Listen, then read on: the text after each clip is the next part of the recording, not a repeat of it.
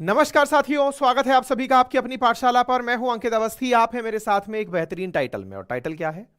केरल सरकार राष्ट्रपति के खिलाफ याचिका लेकर सुप्रीम कोर्ट पहुंच गई है। क्या हुआ है सारा मसला? राष्ट्रपति के खिलाफ याचिका क्यों दायर की गई है?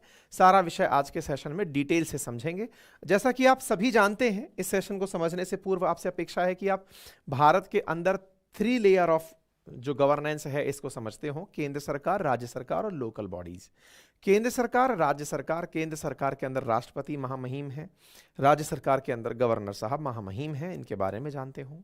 आप ये जानते हो कि भारत के अंदर जब कोई कानून बनता है, जैसे आप लॉ कहते हैं, अगर वो बनता है तो उसके बनने की एक विधिक प्रक्रिया होती है। क्योंकि आज का विषय राज्य सरकार के ऊपर है, तो इसलिए इस विधिक प्रक्रिया को थोड़ा सा ब्रीफ में समझ लेते हैं। यदि कोई राज्य सरकार अपने द्वारा किसी कानून को बनाना चाहती है तो राज्य विधानसभा के अंदर पहले वो प्रस्ताव लाती है। उस प्रस्ताव के ऊपर विधानसभा में बैठे विधायक चर्चा करते हैं। चर्चा के माध्यम से उस विधेयक को जो लाया गया है, ड्राफ्ट बिल जो लाया गया है, उसे प्रॉपर चर्चा से गुजारने के बाद वोटिंग राउंड से गुजारा जाता है। जब वोटिंग होने के बाद में वो विधेयक पास या ड्राफ्ट को विधानसभा अपनी मेजॉरिटी से पास कर देती है, तो फाइनल परमिशन के लिए उसे गवर्नर तक भेज दिया जाता है। गवर्नर उस पास हुए विधेयक पर, उस पास हुए बिल पर अपनी तरफ से या तो उसे पास कर सकता है, यानी कि ठीक है आप लोगों ने पास कर दिया तो चलो मैं भी पास कर देता हूं, या गवर्नर ये समझता है कि ये ठीक नहीं है, इसे मैं वापस लौटा देता हूं, तो वो वापस लौटाकर विधानसभा को भेज सकता है कुछ रिमार्क डाल करके कि देखिए ये वाला बिंदु सही नहीं है, आप इसे करेक्ट करके वापस लेकर आइए। या फिर राष्ट्रपति उसे अपने पास होल्ड कर सकता है कि नहीं, मुझे ना तो इसको परमिशन देनी है, ना आपके पास इसे वापस भेजना है, मैं अपने पास इसे रख रहा हूं। ऐसी स्थिति में राज्य विधानसभा चाहे तो उस बिल को पुनः पास करके राज्यपाल के पास भेज सकती है, और उस स्थिति में राज्यपाल को उस पर परमिशन देना मैंडेटरी हो जाता है। एक और कंडीशन होती है, जब राज्यपाल को यह लगता है कि इस विधेयक के पास होने से केंद्र और राज्य के संबंध खराब हो सकते हैं, हाईकोर्ट की पावर कम हो सकती है, ऐसी स्थिति में कॉन्स्टिट्यूशन के खिलाफ जाते हुए बिल को देखकर राज्यपाल उस बिल को राष्ट्रपति के पास भेज देता है कि सर मुझसे नहीं हो पा रहा है, आप देखिए क्या ठीक लगता है। राष्ट्रपति उस विषय वस्तु पर अपनी तरफ से सहमति दे सकता है कि ठीक है अलाउ कर देते हैं इनको, या फिर अपनी अलाउ को यानी कि अपनी परमिशन को रोक सकता है, असेंट को होल्ड कर सकता है। और असेंट को होल्ड करने पर वो विधेयक जो विधानसभा ने पास किया था वो राष्ट्रपति के पास होल्ड ही रह जाता है। उसका कोई भी टाइम फ्रेम या फिर मतलब एक टाइम डिस्कशन का फेज नहीं है कि इतने समय तक ये होल्ड रहेगा। आज का सेशन बस इसी कहानी पर है। राष्ट्रपति महोदया के द्वारा भारत के राज्य केरल का कई बिल हैं जिन्हें राष्ट्रपति ने अपने पास होल्ड किया हुआ है, उस पर परमिशन नहीं दी हुई है। अब आपके दिमाग में एक प्रश्न बनेगा, राष्ट्रपति किसी भी बिल को अपने पास होल्ड क्यों रखेंगी? तो निश्चित ही आंसर इसी विषय में छुपा हुआ है कि ऐसा कोई बिल आया होगा जो कहीं ना कहीं गवर्नर की पावर को या संविधान के खिलाफ होगा। ऐसी स्थिति में राष्ट्रपति ने उसे अपने पास रख लिया। ऐसी स्थिति में जब राष्ट्रपति ने अपने पास रख लिया तो क्या राष्ट्रपति बाध्य है कि इतने ही दिन में इन्हें पास करना है? देखिए, सरकारिया आयोग ने रिकमेंडेशन दी थी कि राष्ट्रपति 6 महीने से ज्यादा होल्ड ना करे किसी भी बिल को, लेकिन यहां तो 2 साल से ऊपर का समय हो चुका है। ऐसी स्थिति में एक बड़ा सवाल यह बनता है कि जिस विधानसभा ने बिल पास किया वो विधानसभा असल में लोकतांत्रिक विधानसभा है। वहां पर बैठे हुए विधायक उस क्षेत्र की जनता के द्वारा चुनकर भेजे गए विधायक हैं। जनता की मांग लोकतंत्र के अंदर सबसे बड़ी है, क्योंकि जनता के द्वारा जनता के लिए शासन है। तो उस क्षेत्र की जनता अगर कुछ चाहती है, बिल पास करवा चुकी है अपनी विधानसभा से, तो राष्ट्रपति को उस पर परमिशन देने से गुरेज क्यों है? तो फिर बड़ा सवाल बनता है कि अगर ऐसे ही परमिशन देने लगे तो कल को कोई भी विधानसभा हो सकता है किस दिन ये कर दे कि हमें अलग देश बनना है, कि जनता की मांग है, हो सकता है कि साहब कह दे कि हम तो अलग रहना चाहते हैं, तो क्या ऐसी स्थिति में भी परमिशन दे दी जाए? इसका मतलब यह हुआ कि राष्ट्रपति के पास में एक ऐसी पावर दी गई है जिसके चलते राष्ट्रपति किसी राज्य के मुखालफत को पहचान सकता है कि कहीं ऐसा तो नहीं है कि ये राज्य कुछ अलग चलना चाहता हो, ये चाहता हो कि केंद्र का नियंत्रण इस पे से छूटे और ये थोड़ा फ्री हो जाए, ऐसा तो नहीं है। यानी ऐसे बहुत से तरीके हैं जिसमें राष्ट्रपति किसी राज्य पर नियंत्रण स्थापित करके रखता है। हालांकि राष्ट्रपति जो भी करता है वो केंद्रीय जो हमारी काउंसिल ऑफ मिनिस्टर्स है उसी की रिकमेंडेशंस पर करता है। यानी ये समझिए कि केंद्र सरकार ही अल्टीमेटली राष्ट्रपति को सलाह दे रही होती है। तो कुल मिलाकर के इस विषय पर यह तो तय है कि केरल और केंद्र के बीच का जो लफड़ा है वो सुप्रीम कोर्ट पहुंच चुका है। ठीक है, तो Kerala goes to supreme court against president withholding assent to bills. 7 bill ऐसे हैं जो केंद्र सरकार ने या कहिए तो राष्ट्रपति ने होल्ड किए हुए हैं ऑन बिहाफ ऑफ गवर्नर, कि भाई गवर्नर साहब ने भेजा था इसलिए हमने इसको होल्ड करके रखा हुआ है। ठीक है, यही कारण है कि ये सुर्खी बन जाता है कि Kerala government moves supreme court as president Murmu withhold assent, कि साहब हम इसलिए आए हैं क्योंकि द्रौपदी मुर्मू जी ने अपने पास में हमारे बिल होल्ड पर रखे हुए हैं। कितना इंपॉर्टेंट है? तो जीएस पेपर 2 के हिसाब से बेहद इंपॉर्टेंट है। जो बिल पास करने की प्रक्रिया मैंने आपको बताई वो प्रक्रिया मल्टीपल टाइम प्रश्नों में पूछी गई है। बहुत सारे प्यारे प्यारे प्रश्न बनते हैं। अगर कोई बिल पास होकर राज्यपाल के पास जाता है तो राज्यपाल पास करना मैंडेटरी है क्या? तो राज्यपाल अगर उसे लौटा देता है और वापस वो बिल विधानसभा पास करके भेजती है तो मैंडेटरी है कि राज्यपाल उसे पास करेगा।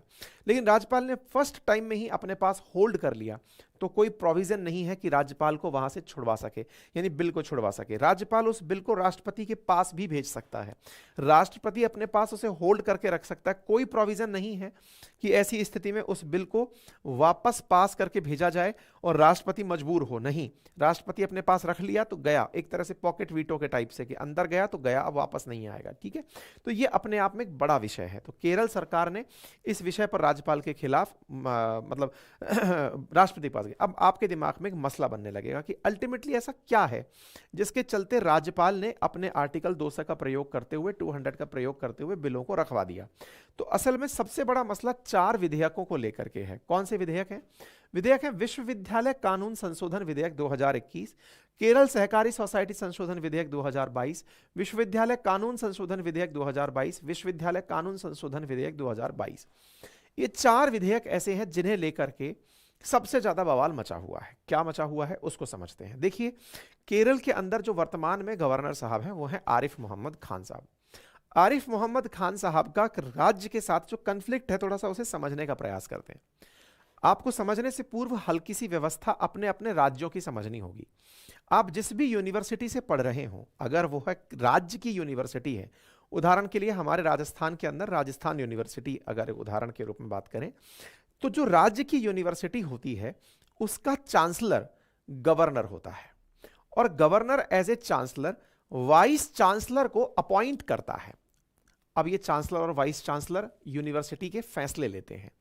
तो कितनी भी राज्य के अंदर यूनिवर्सिटीज हों, उनका चांसलर गवर्नर होता है और उसके अंडर में जितनी भी यूनिवर्सिटीज हैं उनका वीसी यानी वाइस चांसलर गवर्नर नियुक्त करता है।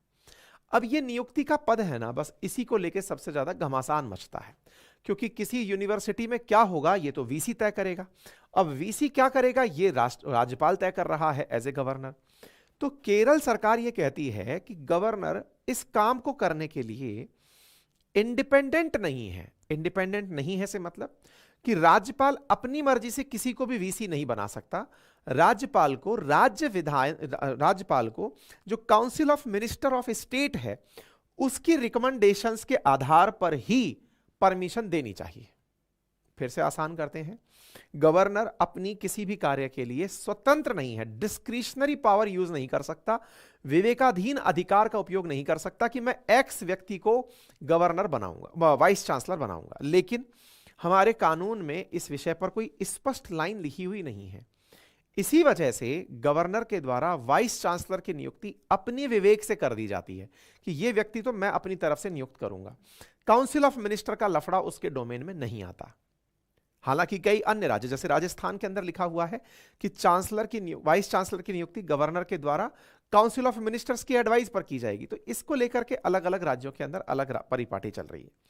केरल सरकार केरल यूनिवर्सिटी के अंदर अपना राज्यपाल अगर वाइस चांसलर अगर नियुक्त करना चाहती है तो आरिफ मोहम्मद खान साहब अपना आदमी नियुक्त करते हैं कि साहब मैं इस आदमी को यहां बिठाऊंगा।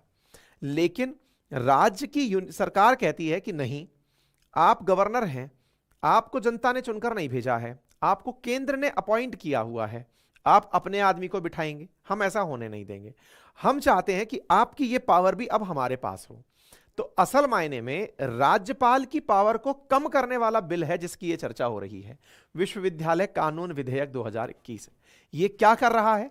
ये असल में राज्यपाल से उनके द्वारा वीसी अपॉइंट करने की पावर को राज्य सरकार को दे रहा है। अब कोई आदमी अपनी पावर कम होता हुआ कैसे देख सकता है? राज्यपाल की पावर कम हो तो राज्यपाल तो केंद्र का द्वारा अपॉइंट व्यक्ति है, तो केंद्र से शिकायत करी, यानी कि राष्ट्रपति के पास पहुंच गए कि सर ये बिल है जो ऐसा कर रहा है। राष्ट्रपति ने उस बिल को ही होल्ड कर लिया। लो, जब तक बिल ही पास नहीं होगा तुम राज्यपाल की शक्ति नहीं ले पाओगे। तो उम्मीद है कि अब आपको मसला समझ में आ गया होगा कि चल क्या रहा है, कहानी कहां फंसी हुई है। ठीक है, अब बड़ा सवाल बनता है सेंट्रल यूनिवर्सिटीज में क्या होता होगा। बहुत सारी केंद्रीय यूनिवर्सिटीज भी तो होती हैं, उनमें क्या होता है?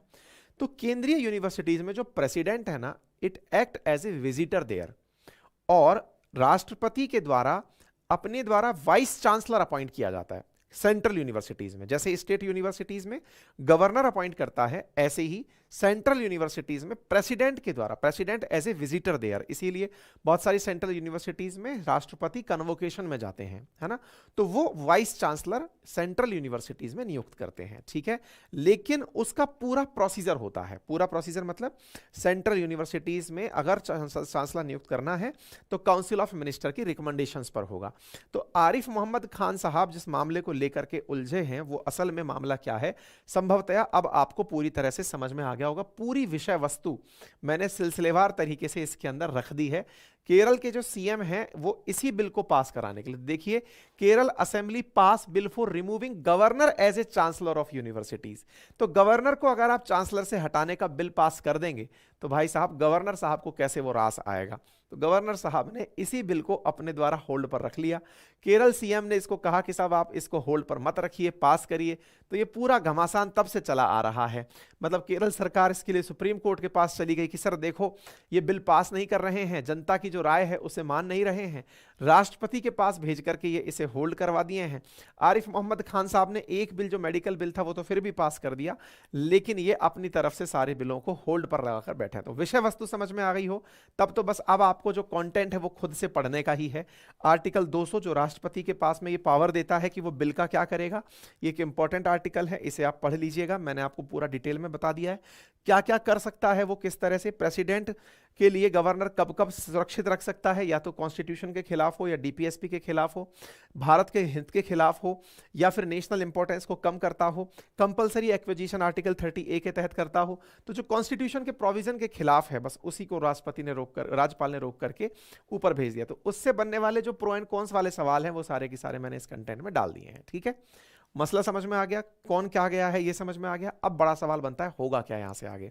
भाई राज्यपाल 154 के तहत काउंसिल ऑफ मिनिस्टर की बात मानने को तैयार है, तो अब फर्दर क्या होगा? तो फर्दर क्या होगा कि यहां पर एक बहुत बड़ा पॉइंट निकल कर आता है, एज ए एक तरह से करिए लूफोल्स कहिए, या फिर ऐसा तरीका समझिए जिसका राज्यपाल लाभ उठा रहे हैं। 2-3 बड़े विषय हैं जिनको लेकर सरकारिया आयोग ने भी रिकमेंडेशंस दी हैं, और आपसे भी पूछा जा सकता है मेंस के आंसर राइट करते समय कि क्या समाधान होना चाहिए। तो पहला, जब भी कोई बिल राज्यपाल के पास लाया जाए या राष्ट्रपति के पास लाया जाए तो इनका एक टाइम फ्रेम फिक्स होना चाहिए कि इतने समय के भीतर इस काम को होना होगा, नंबर 1। नंबर दूसरा, जब राज्यपाल के पास कोई बात लाई गई है और राज्यपाल को लग रहा है कि यह बात मैं डिस्क्रिशनरी पावर से कर सकता हूं, तो उन्हें आर्टिकल 154 पढ़ना चाहिए। राज्यपाल को काउंसिल ऑफ मिनिस्टर की सहमति से वाइस चांसलर अपॉइंट करने चाहिए, ऐसा बहुत सारे राज्यों ने इंटरप्रेटेट ऑलरेडी किया हुआ है। लेकिन जिन जिन राज्यों में राज्यपाल स्वतंत्र रूप से वाइस चांसलर नियुक्त कर देते हैं वहां पर कन्फ्लिक्ट की स्थिति बनी हुई है। अन्य राज्य भी हैं जो सुप्रीम कोर्ट में इस शिकायत को लेकर के जा चुके हैं। तो उम्मीद है अब आपको यह बात समझ में आ गई होगी।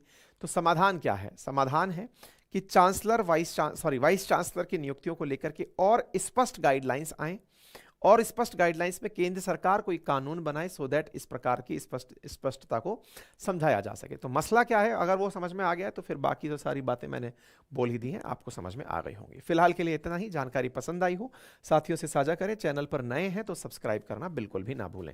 मेरे प्यारे साथियों, आप सभी के लिए अपनी पाठशाला एप्लीकेशन, जिसका लिंक कमेंट बॉक्स में पिन है, वहां पर मैंने अपना Rudra GS foundation batch open किया हुआ है। एडमिशन ले लीजिए, 7 दिन के लिए एडमिशन ओपन है। इस मार्च माह के 4 दिन अभी शेष बचे हैं। History, geography, polity, economy detail में आप लोगों को जो भी आपने अभी तक बातें समझी, ये सारी डिटेल में हम लोगों ने चर्चा पॉलिटी के अंदर की हुई है। आप इसे देख सकते हैं। मात्र 2100 रुपीज में आपको कंप्लीट जीएस फाउंडेशन बैच मिलता है, आप जाकर उसे परचेज कर सकते हैं। ठीक है, करने के लिए क्या करना होगा, हमारा एप्लीकेशन डाउनलोड करिए, उस मोबाइल नंबर से रजिस्टर करिए जिस पर आप व्हाट्सएप यूज कर रहे हैं। वहां पर आपको एक लिंक प्राप्त होगा, लिंक पर जाकर पेमेंट करिए और हमारा कोर्स एक्सेस कर लीजिए। ठीक है, थैंक यू सो मच, अपना ख्याल रखें।